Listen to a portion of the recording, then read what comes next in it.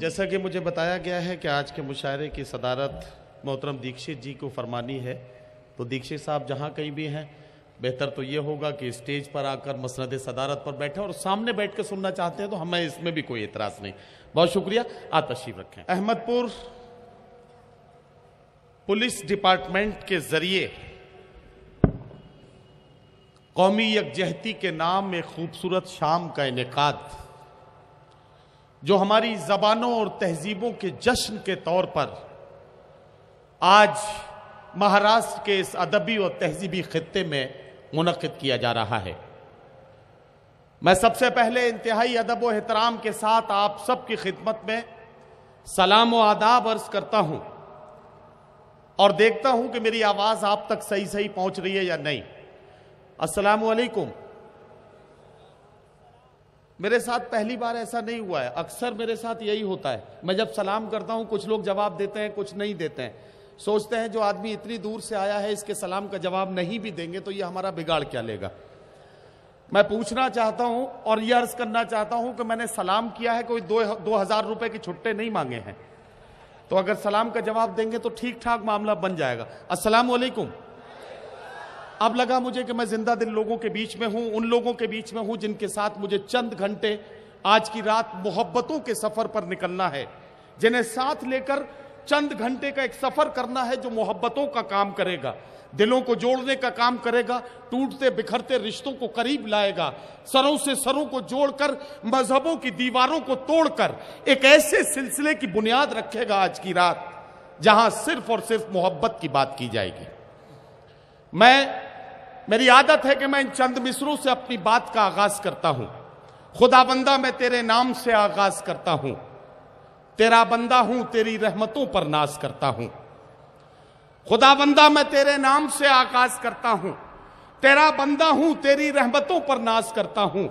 फकत तेरी मदद और इस्तानत के भरोसे पर मुझे उड़ना नहीं आता मगर परवाज करता हूं। यह मोहब्बतों का सफर है।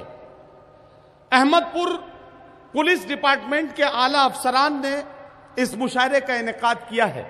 मैं मोहतरम विजय कबाड़े जी और सालार चाउस साहब और जो और हमारे सीनियर अफसरान आने वाले हैं उन सबको और उनकी अजमतों को सलाम पेश कर रहा हूं, और उनकी मोहब्बतों की कद्र करते हुए मैं चाहता हूं कि उन्हें मुबारकबाद पेश करूं। आज की रात मोहब्बतों का सफर शुरू हुआ चाहता है, तो मुझे कहने दीजिए कि मैं एक 4 मिसरे जनाबे डॉक्टर राहत इंदौरी के हैं, एक लफ्ज की तरमीम के साथ पढ़ना चाहता हूं। इससे अच्छा मौका इन मिसरों को पढ़ने का कोई दूसरा नहीं हो सकता। आज हम लोगों को फुर्सत है, चलो इश्क करें। आज हम लोगों को फुर्सत है, चलो इश्क करें। इश्क हम सबकी जरूरत है, चलो इश्क करें। इसमें नुकसान का खतरा ही नहीं होता है, ये मुनाफे की तिजारत है, चलो इश्क करें। आप हिंदू, मैं मुसलमान, ये ईसाई, वो सिख, यार छोड़ो ये सियासत है, चलो इश्क करें।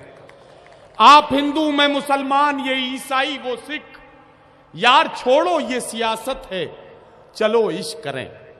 हजरात गिरामी, हमें ये समझना पड़ेगा कि मोहब्बतों के बगैर इस दुनिया का तसव्वुर ही नहीं किया जा सकता है।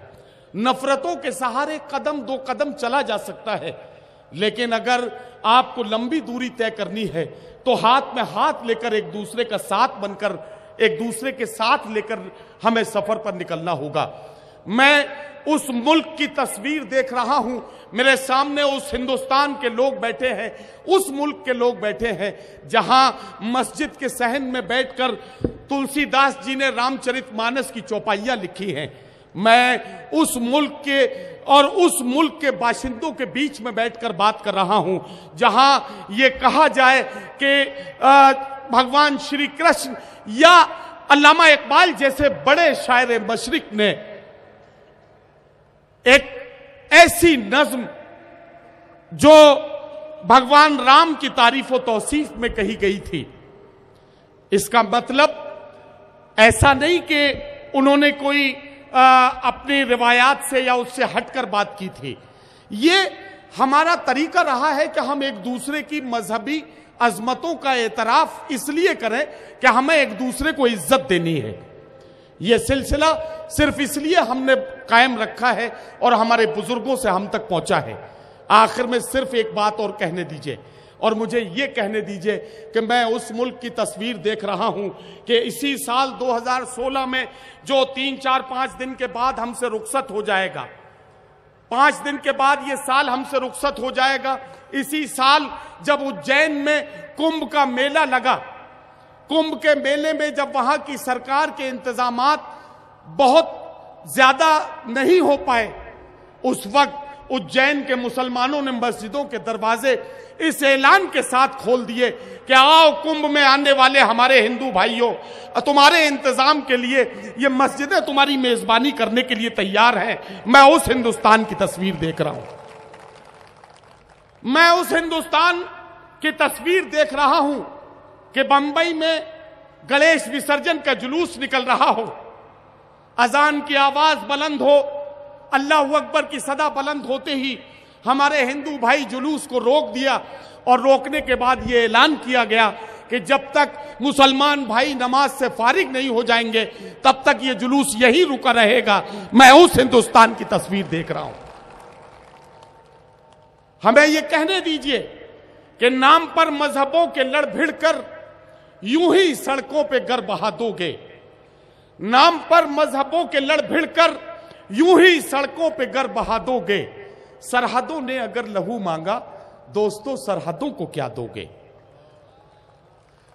सरहदों ने अगर लहू मांगा दोस्तों सरहदों को क्या दोगे। मैं आखिर में सिर्फ 4 मिसरे पढ़ के अपनी बात खत्म करता हूं और एक शायर से मुलाकात करा के इस सफर का आगाज करता हूं। हवेली झोंपड़ी सबका मुकद्दर फूट जाएगा अगर ये साथ हिंदू मुस्लिमों का छूट जाएगा। हवेली झोंपड़ी सबका मुकद्दर फूट जाएगा अगर ये साथ हिंदू मुस्लिमों का छूट जाएगा। दुआ कीजिए कि हम में प्यार के रिश्ते रहें कायम, ये रिश्ते टूट जाएंगे तो भारत टूट जाएगा। दुआ कीजिए कि हम में प्यार के रिश्ते रहें कायम। और मैं अहमदपुर को मुबारकबाद देना चाहता हूं कि आपने अपने बुजुर्गों से मिली हुई उस रिवायत को जिंदा रखा है कि हम अपने तमाम बिरादरान वतन से मोहब्बतों के रिश्ते रख रहे हैं। ये यकीनन यहाँ के लिए मुबारकबाद की बात है। अल्लाह करे पूरे मुल्क की तस्वीर अहमदपुर जैसी हो जाए और अहमदपुर की तरह लोग दिलों को जोड़कर एक दूसरे से मोहब्बत करना सीख जाएं। मैं आप सबको मुबारकबाद पेश करता हूँ। आइए मुहिब कादरी साहब को मैं बिलखुसूस मुबारकबाद इस बात के लिए दूंगा कि इस प्रोग्राम को सजाने में उन्होंने बड़ी मेहनत की है। एक एक शायर को बिल्कुल एक एक लम्हे की रिपोर्ट लेना, कहां पहुंचे, कैसे पहुंचे, क्या हुआ, कहां पहुंचे। मुझे हैरत हुई उस वक्त जब रात को 2 बजे हम मुशायरा खत्म करने के बाद बंबई से चल रहे थे। रात के 2 बजे जब मुहिब कादरी साहब का फोन पहुंचा, मैंने सोचा कि इस वक्त लोग अपने बिस्तर में चले जाते हैं आराम करने की नीयत से, लेकिन इस वक्त भी अगर कोई मुशायरे की फिक्र कर रहा है यकीनन इसका मतलब यह है कि वो आदमी मुशायरे को दिल की गहराइयों से मोहब्बत करता है, शायरों से दिल की गहराइयों से मोहब्बत करता है। मुहिब कादरी साहब बहुत बहुत मुबारकबाद आपको। आइए अब वतन के एक नगमे के साथ हम अपने मुशायरे का आगाज करते हैं। वो मुल्क जिसकी सरहदों की हिफाजत के लिए मर मिटने का सबक हर मजहब ने दिया है। मैं एक एक मजहब पर बात करना शुरू करूं तो बहुत वक्त लगेगा। मैं इख्तिसार के साथ कहता हूं कि हर मजहब का सबक यही है कि जिस मुल्क में रहो उसकी सरहदों की हिफाजत के लिए मर मिटो। आइए अपने अजीम मुल्क का एक तराना पेश करें, एक ऐसा नगमा पेश किया जाए कि यहां बैठे एक एक शख्स को ऐसा लगे कि सच्चे हिंदुस्तान की तस्वीर ऐसी ही होनी चाहिए और एक एक लाइन पर, एक एक मिसरे पर आपकी जोरदार तालियों की गूंज शायर का हौसला बढ़ा दे और यहां से मुशायरे का आगाज हो जाए। हिंदुस्तान के बहुत ही मशहूर व मारूफ और महबूब शायर अल्ताफ जिया को मैं आवाज दे रहा हूं। कि वो अपने खूबसूरत कौमी नगमे के साथ यहां माइक पर तशरीफ लाएं और हमारे मुशायरे का आगाज करें।